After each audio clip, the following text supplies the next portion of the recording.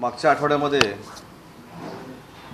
मी आपल्याशी संवाद साधत असताना असं सांगितलं होतं की रोज सकाळी ज्या पत्रकार परिषदा होतात आणि त्याच्यानंतर फार मोठी टीका टिप्पणी केली जाते, सरकारची बदनामी केली जाते, सरकारबद्दल बोललं जातं आणि विशेषतः अतिशय सक्षमपणानं काम करणारे जे मुख्यमंत्री आहेत त्यांना टार्गेट करून त्यांना देखील बदनाम करण्याचं काम उद्धव बाळासाहेब ठाकरे शिवसेनेकडनं सकाळी 9 वाजल्यापासून सुरू होतं.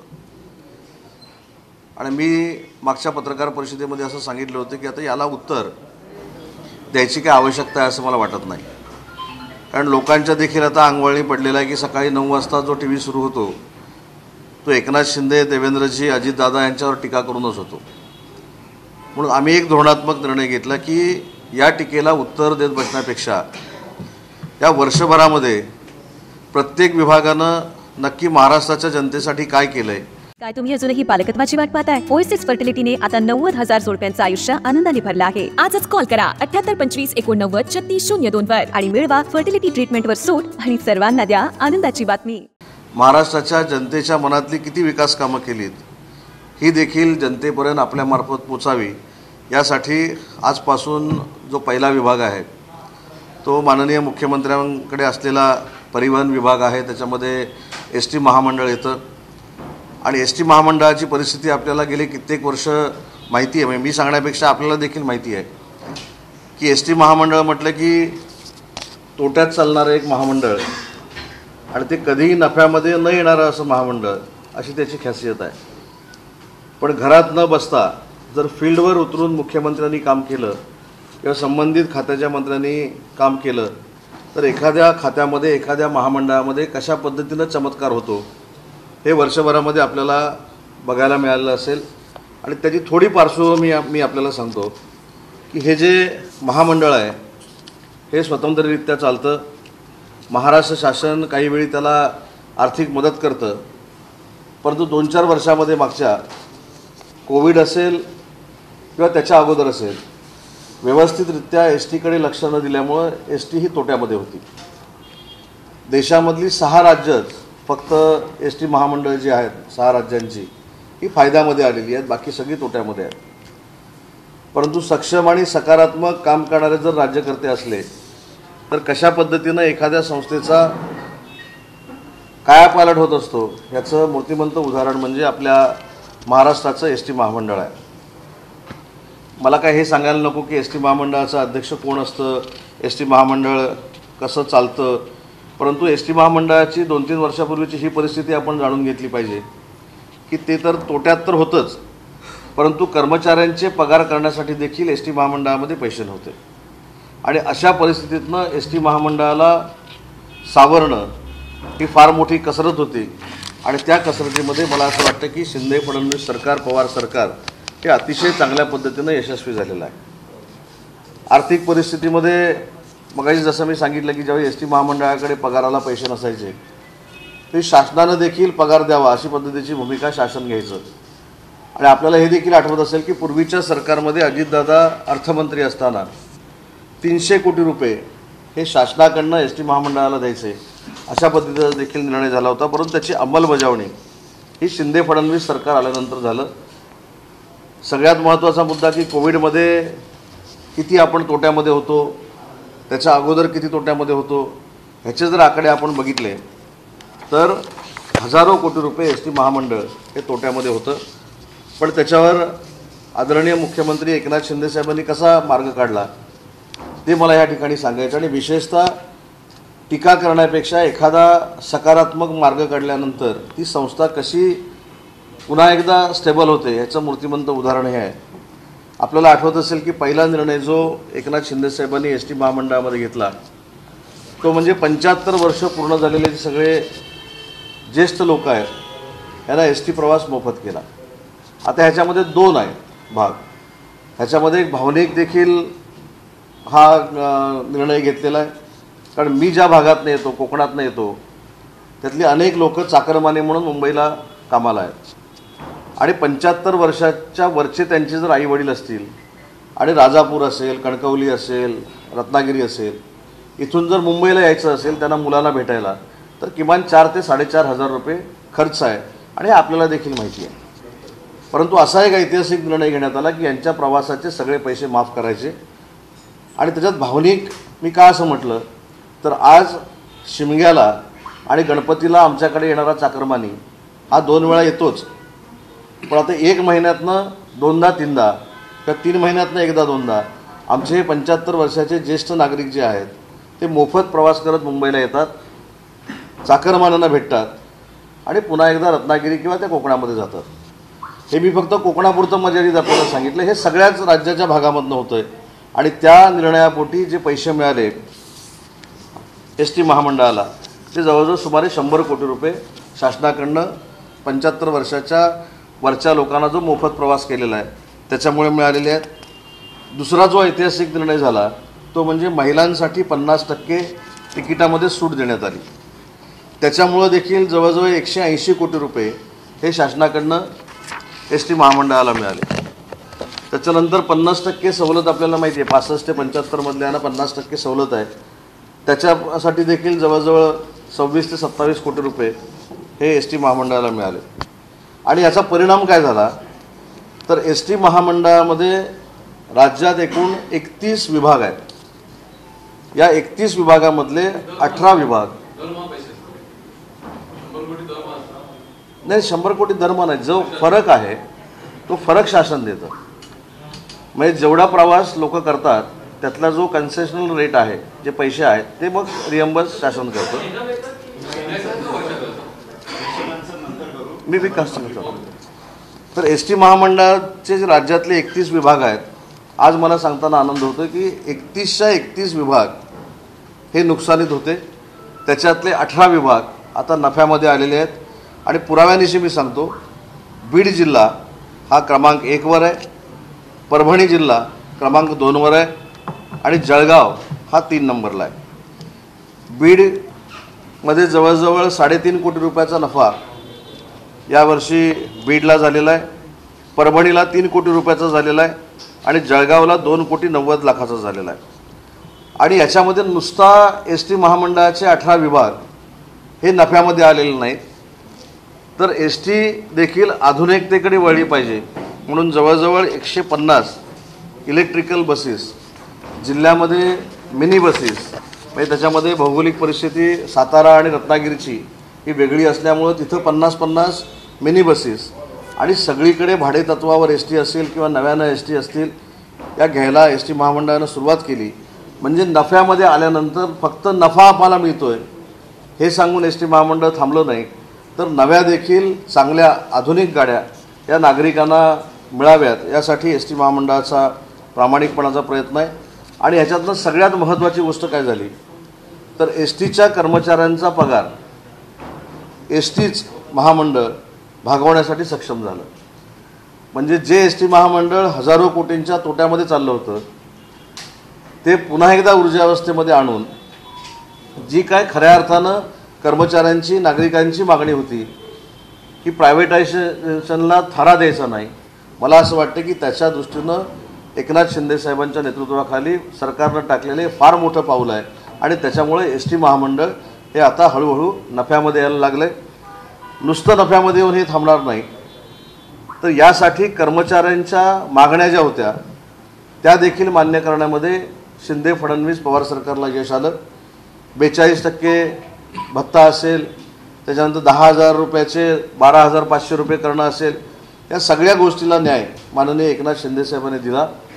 आणि नुसतंच परिवहन विभाग नाही, दुसरं एक सांगताना मला आनंद होतो आहे की महाराष्ट्र राज्याचे मुख्यमंत्री हे ज्यावेळी MSRDCचे मंत्री होते त्यावेळी देखील 6 ते 7 हजार कोटीनं MSRDC हे लॉसमध्ये होतं.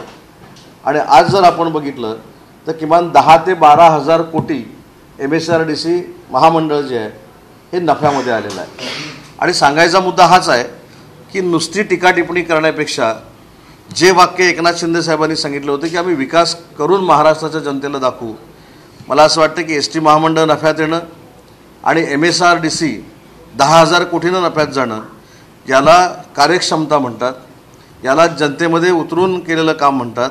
आणि म्हणून जे काही लोक टीका टिप्पणी करतात माननीय मुख्यमंत्र्यांवर आणि ज्यांचा उल्लेख आम्ही कॉमन मॅन म्हणून करतो त्या कॉमन मॅननं कॉमन मॅनसाठी केलेलं हे अतिशय भरीव काम आहे. मी फक्त 2 विभागाचं सांगितलं. पुढच्या आठवड्यामध्ये मी उद्योग विभागानं पूर्ण या वर्षामध्ये काय केलं आहे, कुठचे प्रकल्प गेले, कुठचे प्रकल्प आले, उद्योग विभागामध्ये नक्की काय चाललेलं आहे हे पुराव्यानिशी महाराष्ट्राच्या जनतेसमोर ठेवणार आहे. आणि म्हणून या विषयासाठी फक्त ही पत्रकार परिषद होती. त्याच्यामुळं आम्ही टीका टिप्पणीकडे लक्ष देत नाही. आम्ही ज्या सरकारमध्ये आहोत, आम्ही जे सरकार चालवतो ते जनतेच्या हितासाठी चालवतो. हे या 2 महामंडळांच्या नफ्यामध्ये येण्यानं महाराष्ट्राच्या जनतेला दिसलेलं आहे. दुसरीकडे तुम्ही म्हणता की एसटी महामंडळ जे आहे ते नफ्यामध्ये आहे, मात्र एसटी मधल्या काही सुविधा आहेत त्या अपुऱ्या आहेत. आज जवळपास एसटीचं जे ऑनलाईन तिकीट आहे किंवा जे तिकीट कंडक्टर त्याच्यामध्ये बिघाड झाल्यामुळे जवळपास तासनतास लोकांना वाट पाहावी लागते. त्या संदर्भात देखील नाही, काही मशीनवर चालणाऱ्या ज्या गोष्टी आहेत तिथं तांत्रिक अडचण येऊ शकते. आपण जगाच्या पाठीवर कुठेही गेलो तरी तांत्रिक अडचणीला पर्याय नाही आहे. ती काय मॅन्युअली तयार केलेली अडचण नाही. म्हणजे कुठची तरी बस चाललेली आहेत आणि त्याच्यामध्ये उद्धव बाळासाहेब ठाकरे पक्षाचे शिवसैनिक निघालेत म्हणून शिंदेसाहेबांनी फोन केला आणि मशीन बंद पाडलं म्हणून सांगितलं, त्याचं तिकीट काढू नको म्हणून सांगितलं, असं काही ते होत नाही. मॅन्युअली काही गोष्टी असतील तर आपण जबाबदार धरू शकतो, पण इलेक्ट्रॉनिक आणि मशीन जर असतील तर त्याच्यामध्ये तांत्रिक बिघाड होऊ शकतो. परंतु भविष्यामध्ये तो देखील तांत्रिक बिघाड होऊ नये यासाठी आम्ही कार्यरत राहू.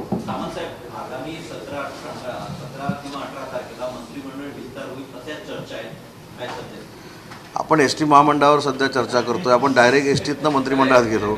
आता मंत्रिमंडळाचा विस्तार करणं हे मुख्यमंत्री आणि दोन्ही उपमुख्यमंत्र्यांच्या हातामध्ये आहे. ते योग्य वेळी कधी मंत्रिमंडळाचा विस्तार करणार आहेत ते जाहीर करतील. पण मला असं वाटतं लवकरात लवकर मंत्रिमंडळाचा विस्तार होईल.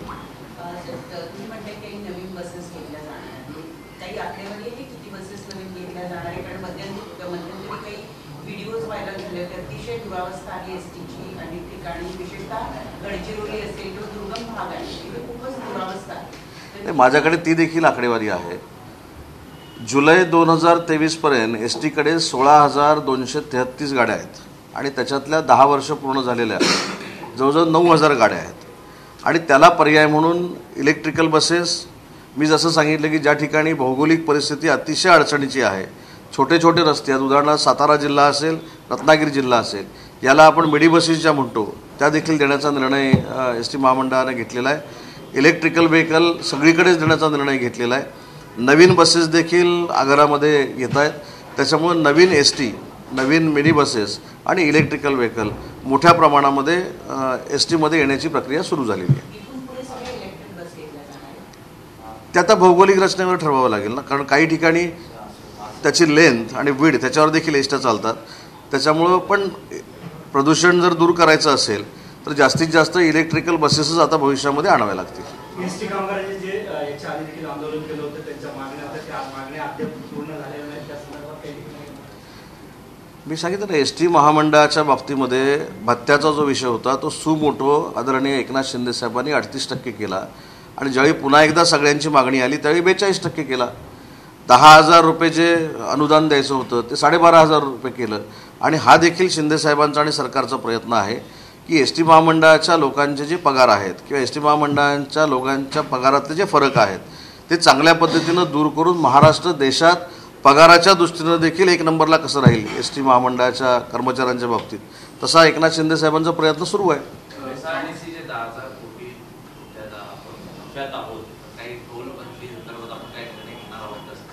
नाही, 10,000 कोटी नफा याचा अर्थ ताबडतोब टोलबंदी असा होत नाही. 10,000 कोटी नफा याचा अर्थ जे आपण मागे होतो ते चांगले चांगले प्रोजेक्ट आणून आपण आता जे प्रोजेक्ट चालू आहेत त्याची आकडेवारी जर आपण काढली तर ती 10,000 कोटी नफ्यानं जाते.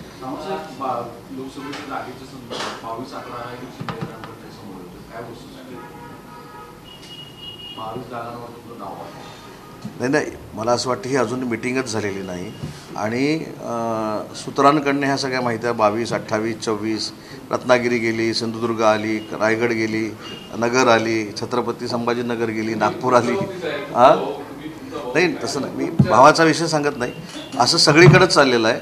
त्याच्यामुळे मी सुरुवातीपासून सांगतोय की मी जरी किती बोललो, मी जरी आज कॅबिनेट मंत्री असलो एकनाथ शिंदे साहेबांच्या मंत्रिमंडळामध्ये, मी शिवसेनेचा उपनेता जरी असलो तरी मी सांगून काय उपयोग नाही आहे.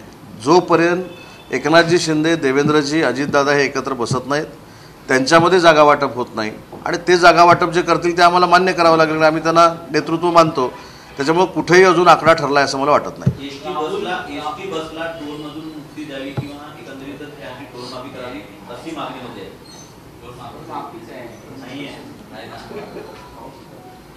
मी तपासून बघतो. सर, संजय राऊत असं म्हणतात की राहुल नार्वेकर लफंग्यांचे सरदार आहेत आणि राज्यात सध्या चोर आणि लफंग. विधानसभेच्या अध्यक्षांना लफंगा म्हणणं मला असं वाटतं हे फार वाईट गोष्ट आहे.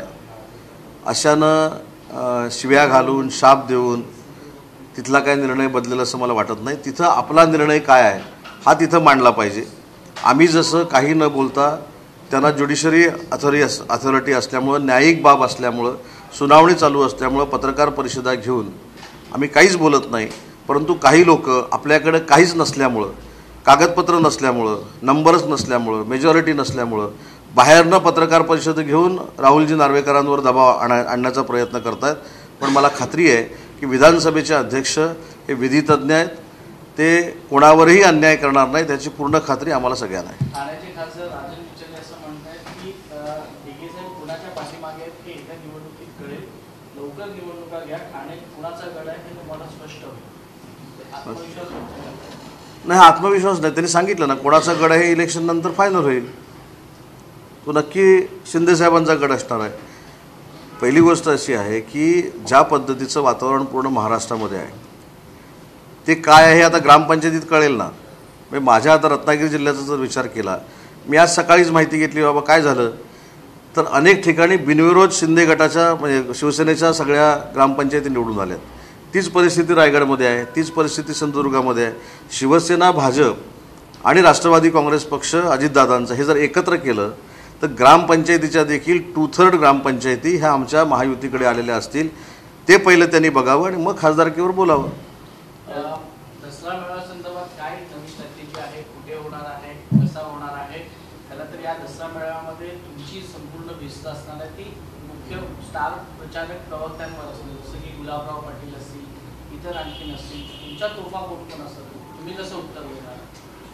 नाही, खरं तर विकास कामं एवढी केलेली आहेत की तोफांची आवश्यकताच नाही. ज्यांना विकास कामाशी काही पडलेलं नाही, ज्यांनी विकास कामं केले नाहीत त्यांची तोफ सकाळी 9 वाजता कशी सुरू होती तुम्ही बघितलेली आहे. अशा तोफांची काय आम्हाला आवश्यकता नाही. एकनाथ शिंदे साहेबांनी, मी साधं उदाहरण दिलं आता एस टी महामंडळाचं आणि MSRDCचं, अतिशय चांगल्या पद्धतीनं शेतकऱ्यांसाठी काम केलेलं आहे. आणि यावेळेचा जो सभा राहणार आहे दसरा मेळाव्याची ही शिवसैनिकांची असेलच, परंतु सरकारला आशीर्वाद देण्यासाठी जनता देखील त्या ठिकाणी येईल अशा पद्धतीचं चित्र निर्माण झालेलं आहे. आणि थोडंफार आपल्याला देखील विनंती आहे की शिवाजी पार्कवर नक्की त्या क्रिकेटची पिचेस सोडून किती खुर्च्या लागतात, आमची सभा आहे तिथे किती खुर्च्या लागतात, BKCला किती खुर्च्या लागतात, ह्याची कधीतरी आकडेवारी आपल्यामार्फत जनतेला दिसली पाहिजे. महाराष्ट्रातले जे मंडप डेकोरेटर्स आहेत त्यांच्याशी माझा अतिशय चांगला संपर्क आहे. त्याच्यामुळं शिवाजी पार्कपासून BKCपर्यंत किती खुर्च्या लागतात आणि कोणाची भव्य सभा होते आणि कोणाची भव्य सभा होत नाही हे खरं तर मंडपवाले सांगू शकतात. तर माझी आपल्याला विनंती आहे की हा दसरा मेळावा झाल्यानंतर एक दोन्ही मंडपवाल्यांची प्रेस कॉन्फरन्स घ्यावी. त्याचबरोबर या सगळ्या आमची जो कार्यकारिणीचा विस्तार झाला, अनेक आता नेत्यांची नाराजी आहे, खास करून ग्रामीण भागातल्या आणि विधान परिषदेवरच्या त्या आमदारांची नाराजी आता हळूहळू स्पष्ट जाणवायला लागलेली आहे. त्याचे काही दुष्परिणाम ठाकरेंना होतील आणि काही चांगले परिणाम आपल्याला होतील. चांगले परिणाम आम्हाला होतील, पण त्यांच्यावर वाईट परिणाम होतील हे सांगण्याचा मला अधिकार नाही, कारण त्यांनी ती कार्यकारिणी जाहीर केलेली आहे. पण जे शिंदेसाहेब गेल्या 15 महिन्यापासून सांगतायत की कशा पद्धतीनं आपल्यातच सगळं ठेवलं जातं, हे मूर्तिमंत उदाहरण म्हणजे कार्यकारिणीचं आहे.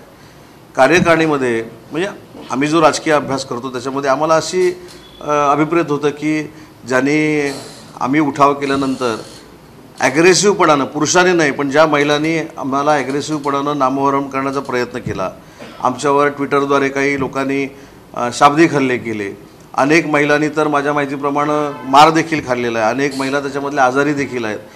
अशा ग्रास रूटवर काम करणाऱ्या महिलांना जर पदं दिली असती किंवा पुरुषांना जर पदं दिली असती तर मला असं वाटतं की ती कार्यकारिणी सर्वसामान्यांची आहे असं लोकांना पटलं असतं.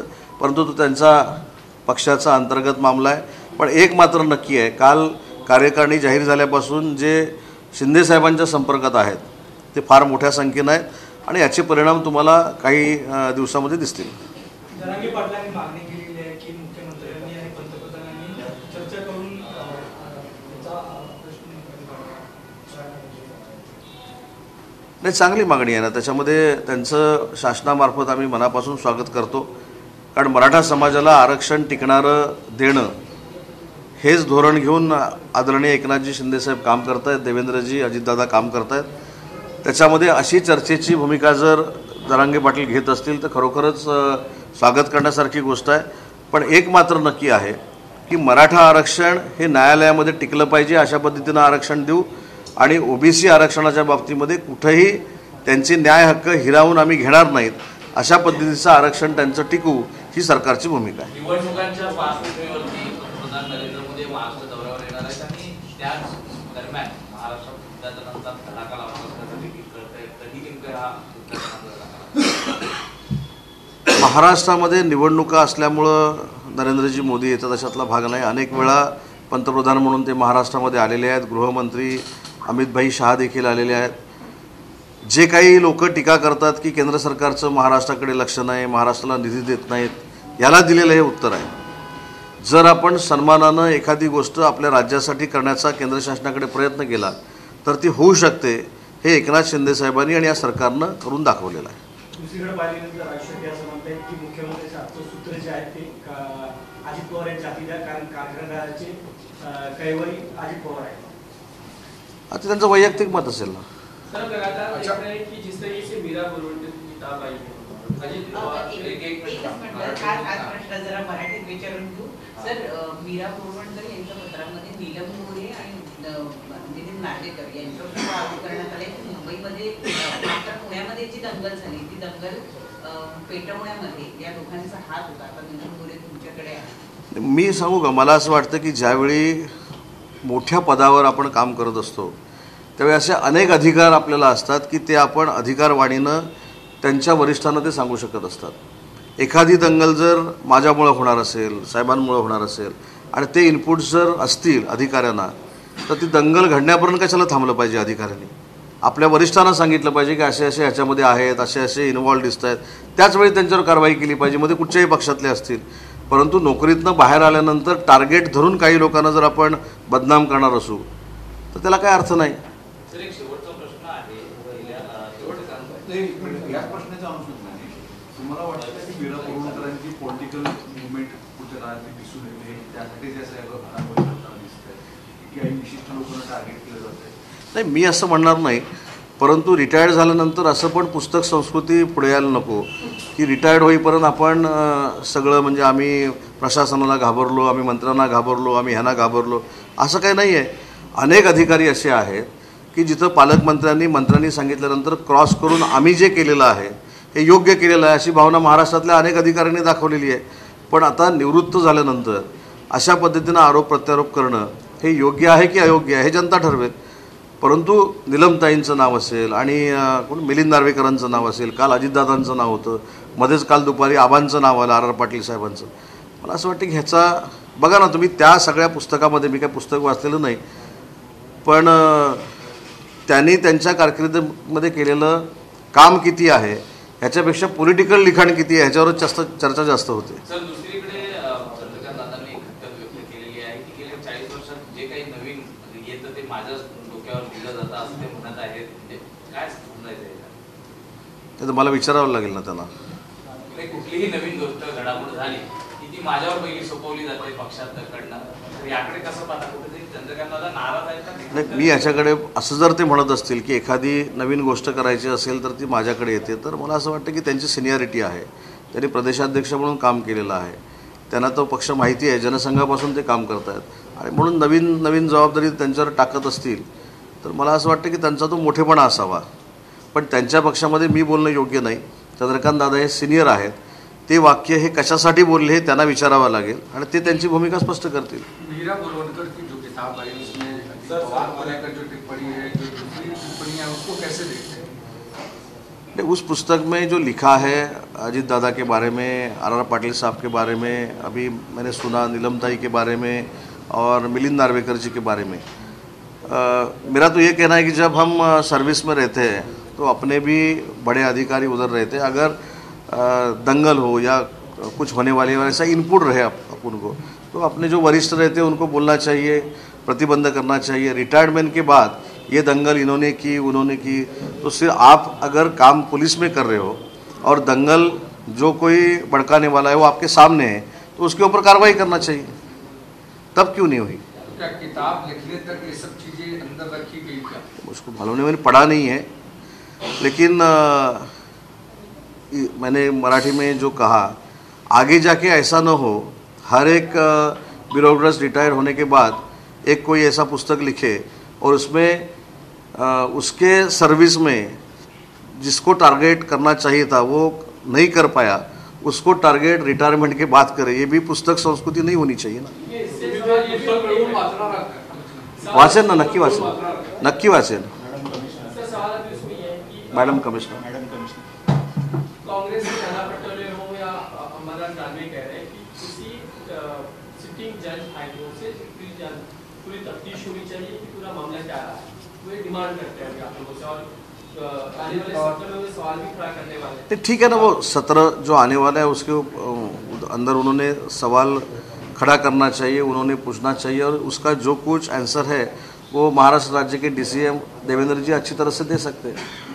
अजीत पवार को लेकर, जमीन बेचने को लेकर जो पुस्तक में टिप्पणी की गई है, उसको किस तरीके से देखते हो? खास करके उस समय ऑफिसर रहते, उन्होंने क्या इस चीज को दूसरे फोरम पर नहीं उठाया, जानबूझकर दबाए रखा पुस्तक में? यही मैं बोल रहा हूँ ना कि अगर अजीत दादा ने गार्डियन मिनिस्टर रहते हुए ऐसा अगर कुछ किया है तो उनको भी बहुत फोरम थे ना जाने के लिए, उनके वरिष्ठ लोगों के लिए, तब के CM के पास और जो कोई था उनके पास।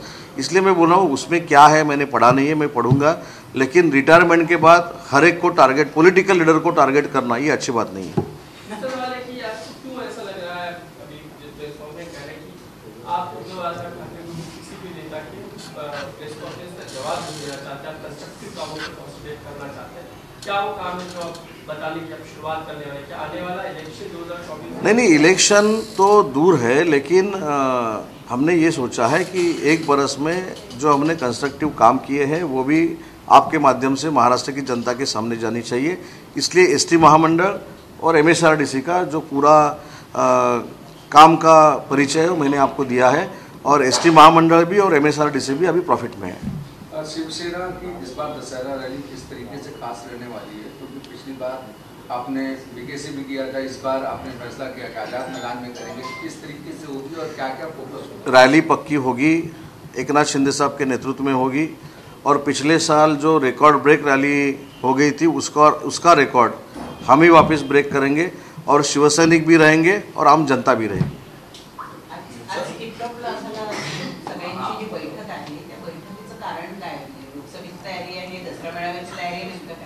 दसरा मेळाव्याची तयारीचा विषय असू शकेल, त्याच्यानंतर ग्रामपंचायतीच्या निवडणुका आहेत, त्याला मुख्यमंत्री महोदय मार्गदर्शन करतील, कदाचित लोकसभेच्या निवडणुकीला सामोरं जात असताना कशा पद्धतीनं प्रचार यंत्रणा राबवली पाहिजे ते जाहीर करतील। पण मला असं वाटतं की आपल्या मनामध्ये जे आहे की कुठचे मतदारसंघ ते जाहीर करतील, असं काय आजच्या मीटिंगमध्ये होणार नाही।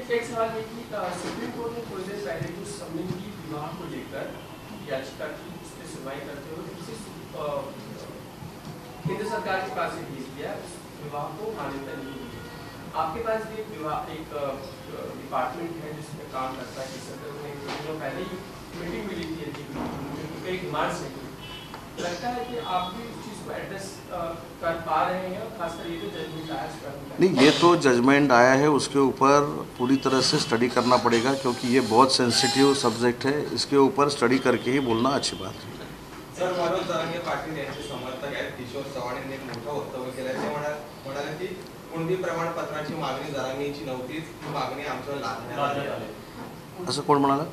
किशोर चव्हाण जे जरांगे समर्थक। नाही, मला आता जरांगेंचे समर्थक किती होते त्या उपोषणामध्ये त्यांच्या नावासकट आमच्याकडे यादी नाही आहे, परंतु सकल मराठा समाजाला आरक्षण देणं आणि ते टिकणारं आरक्षण देणं ही शिंदे फडणवीस पवार सरकारची प्रायोरिटी आहे आणि ते आम्ही देऊन दाखवू. राहुल नार्वे को जिस पे संजय राउत आज टीका टिप्पणी करते हैं उसकी क्या है?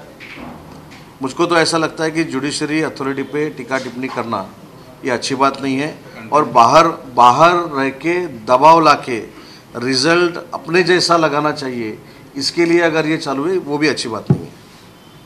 Thank you.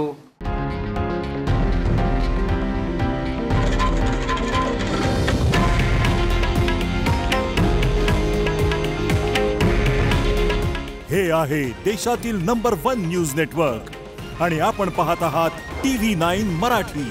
काळजी तुमची, हित महाराष्ट्राचं.